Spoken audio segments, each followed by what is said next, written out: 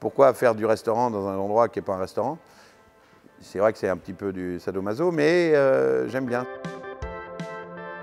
Je suis Anthony Cointre, je suis ambulant, je fais dans l'événementiel démentiel. Mariage, anniversaire, baptême, licenciement, divorce, enterrement, tout ce qui est festif.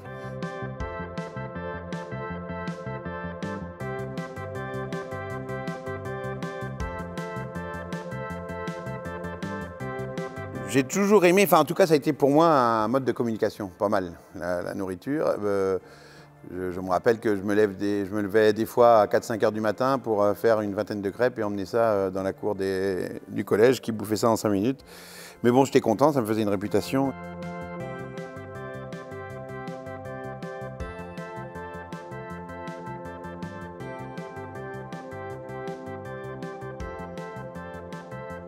J'ai ouvert la chambre d'hôte pour la table d'hôte. C'est-à-dire que en fait, la réputation de la chambre d'hôte s'est faite sur la table d'hôte. Et là, ma première fierté, c'était que pour les 50 ans d'Olivier Ronninger, grand chef s'il en est en Bretagne, ses fournisseurs ont décidé de l'inviter au restaurant et ils l'ont invité chez moi dans ma chambre d'hôte. J'ai fait à manger. Et donc je me suis dit, qu'est-ce que je fais? Des recettes et tout, je prends des trucs et tout. Et je dis non, je vais faire ce que je sais faire. Et là, j'avais demandé à mes parents de m'aider. Donc on était 3, pour moi, c'était extraordinaire. Et il vient dans la cuisine et il dit, mais vous êtes que 3 à avoir fait ça?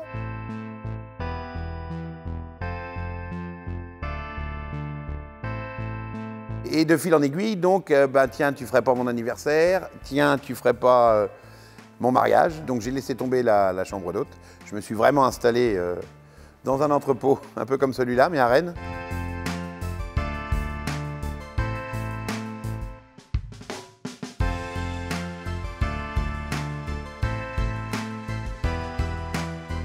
Quand tu es sur un tournage de film, tu amènes toute la structure, c'est un restaurant éphémère d'une journée, d'un déjeuner. Donc tu amènes barnum, table, chaise, groupe électrogène et hop, il faut que tu nourrisses, hop, ils arrivent et hop, on repart. Et le cirque Pinder-Cointre a disparu, quoi. Tu vois, j'aime bien, il y a le côté un peu comme ça, cirque, ça j'aime bien, il y a un côté très vivant. Le truc d'être cuisinier ambulant, tu n'es pas que cuisinier, tu es encore moins chef. Et tu es autant camionneur que déménageur, quoi. Ce qui est marrant, c'est que je ne veux pas un restaurant, mais j'essaye de faire comme un restaurant. C'est-à-dire que j'essaye d'amener le côté bistrot, bistronomie, tu vois, on se paluche un petit peu quand même, mais dans des endroits où il n'y a pas, quoi. Tournage de film, mariage.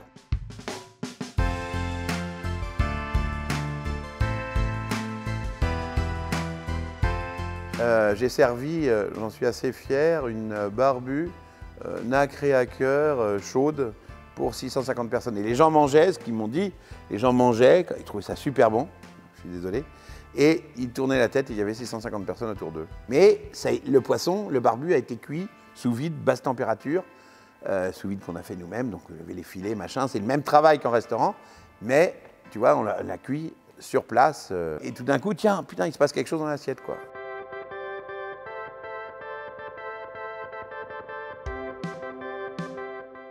J'aime bien chercher, goûter.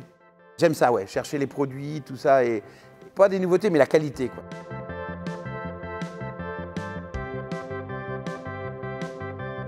Emprisonné dans un restaurant, je peux pas, je l'ai fait, mais sur des courtes périodes. Quand j'explique un peu ma vie, ma vie, les cuistots, ils disent, mais moi, jamais je pourrais faire ça. Il y en a, au contraire, ils veulent leur structure, savoir, ils ont leurs trucs, leurs habitudes et tout ça. Et de se retrouver comme ça, changeant, ça leur va pas du tout. Donc c'est vraiment quand même une histoire de caractère.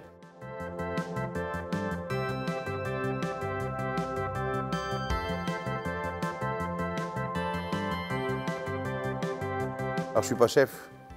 Déjà, je suis cuisinier, c'est-à-dire parce que je trouve que dans le côté chef, il y a un côté un peu mettre sur un piédestal. Moi je suis cuisinier, je suis là pour faire à manger le mieux possible, j'essaye.